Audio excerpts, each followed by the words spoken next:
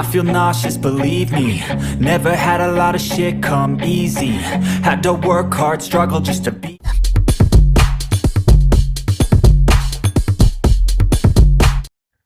Hello 18, welcome back to my channel. Thank you for clicking this video. Philip Sazon, huling-huli. May dalang mamahaling bag, luxurious, fancy, at syempre, nag-shopping din ng alahas at trilos.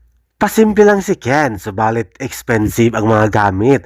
Kaya naman binabash siya. Maraming naghihirap, maraming gutom, maraming mahirap sa Mindanao. Ano ngayon?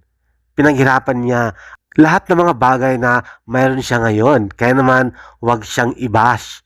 Dahil deserve niya ang mga gamit at pangarap na yan. Wala siyang inaabakang tao at may talento siya. Siya ay nagtatrabaho ng marangal, hindi siya nangurakot, hindi siya buaya, hindi siya kumukuha ng maleta, hindi siya nagnakaw ng buwis at kaba ng yaman ng Pilipinas. Siya ay nagtrabaho ng marangal at ginamit ang talento para magpasaya at kumita. Dahil may talent si Ken, hindi lang mabait at matulungin at mahilig magpahalaga ng mga fans, ayan, binibiyayaan siya ng maraming blessings at suporta mula sa 18. Kaya naman maraming salamat at stop bashing.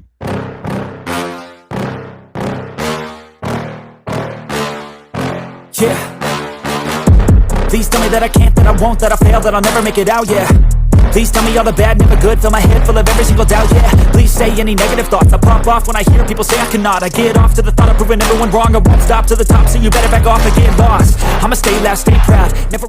Thank you for watching, guys. See you in the next video and update. Please like and subscribe to my channel. Keep watching. God bless everyone, and always remember, be yourself and be a good one.